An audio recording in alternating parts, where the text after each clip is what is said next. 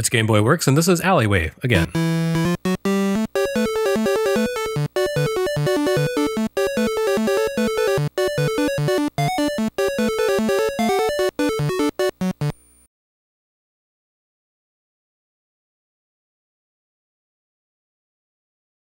I'm in the process of remastering the first two Game Boy World books as a single hardcover Game Boy Works volume, with new material and new photography, and in the process I had to recapture a bunch of video.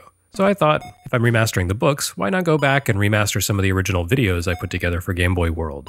The Game Boy World series launched in April 2014 to coincide with Game Boy's 25th anniversary.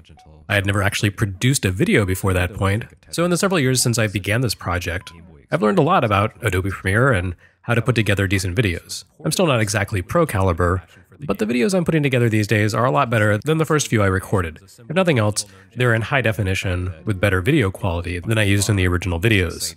So let's go back and revisit some of those original videos under the banner of Game Boy Works, and hopefully end up with something a little better.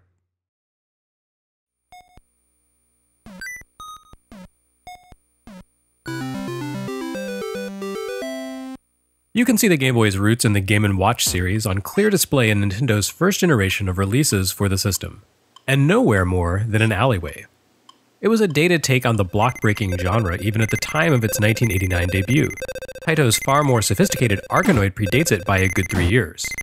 Alleyway feels like a midpoint between Game & Watch and real portable video games. This isn't to say it's a poor game or badly made, merely rudimentary. The nature of Alleyway's modest design is somewhat given away in its Japanese box art, which gives it the subtitle Block KUZUSHI. Not only is Block KUZUSHI the Japanese term for the genre precipitated by Atari's Breakout, it also calls back to Nintendo's pre-console home game days. The Nintendo Color TV game Block KUZUSHI was one of 5 dedicated, which is to say lacking an interchangeable cartridge slot, home game consoles Nintendo manufactured in conjunction with Mitsubishi in the late 70s. In their own way, these systems represented a sort of midpoint too, a transitional phase between Nintendo's days as a dedicated toy maker and as a dedicated video game maker. The Color TV game Block KUZUSHI also marked Mario creator Shigeru Miyamoto's first attempt at bringing his art school training to bear on the company's products, as he designed the case and labels for the device. In the annals of Nintendo history, it holds a notable place. Very little official information about Alleyway seems to exist online. The game has no staff role, and I've been unable to locate individual credits for the game in either English or Japanese. The game is alternately credited to Nintendo R&D 1 and to Intelligent Systems. The latter claims credit for it on their corporate site, without offering any further details, only a link to Nintendo's official archival page for the game. Intelligent Systems is often cited as having spun off from Nintendo's R&D 1 division to some degree. That makes sense considering the role R&D 1 played in Nintendo's pre-Famicom product design. Division head Gunpei Yokoi worked on popular 70s gadgets like the Elikonga drum and the famous Ultra Hand, among others. So it doesn't seem unlikely that some of Alleyway's staff had creative contact with the Color TV game Block KUZUSHI a decade prior. That seems especially likely in light of the longevity of tenure that seems to define Nintendo's top talent. The older dedicated TV device was surely on the minds of Alleyway's designers as they built this debut release for a new handheld system.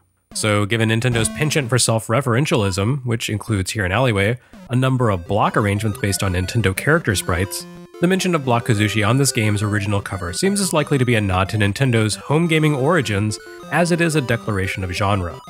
After all, Baseball's Japanese box art doesn't give the game's subtitle as sports, and Yakuman's box doesn't make prominent mention of Mahjong. In fact, Alleyway is the only one of Nintendo's Day 1 releases to feature any sort of subtitle or box front genre designation whatsoever. However deliberate the intent, Alleyway positioned the Game Boy as a new venture jumping off from 2 different points of historic inflection for Nintendo: the block-breaking action of Color TV game Block KUZUSHI, and the limited but entertaining black and white stylings of the Game & Watch family.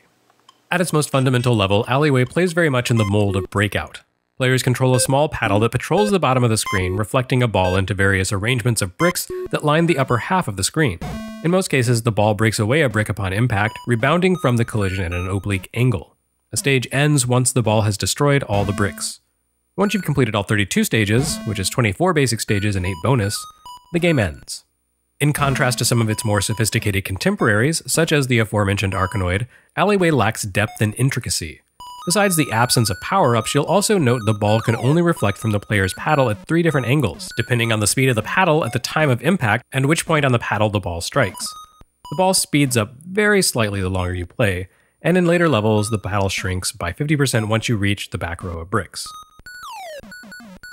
Despite its fairly basic design, graphics, and mechanics, Alleyway does offer some nice perks over basic Breakout. For starters, the game won't let you become locked in an endless cycle if you set up a stable arrangement that causes the ball to reflect back to the paddle and continue following the same route.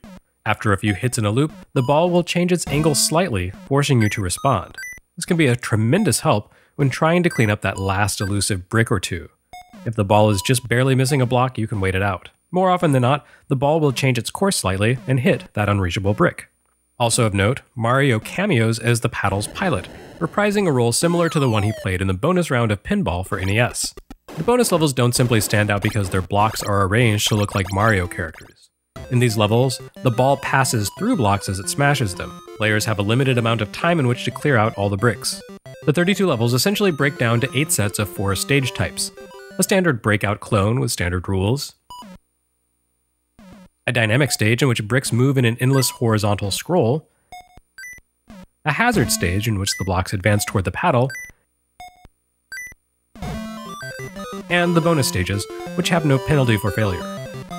Alleyway netted mediocre scores at the time of its release, back when most magazines actually did make use of the full scale. It was also raked over the coals several years ago when it appeared first on 3DS Virtual Console, though at times many writers lacked a proper understanding of the game's heritage and context.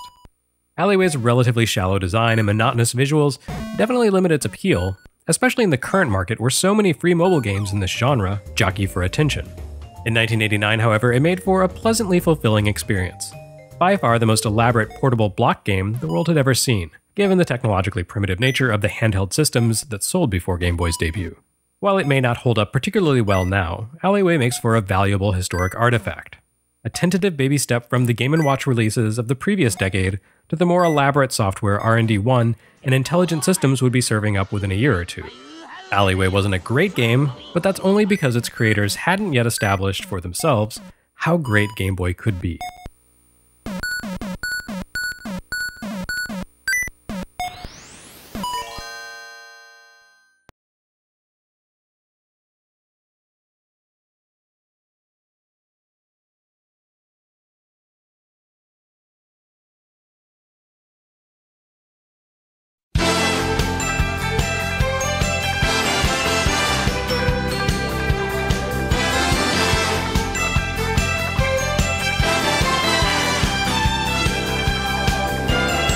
Next on Game Boy Works, Nintendo takes a swing at the baseball genre and fails to live up to the standards of 1983.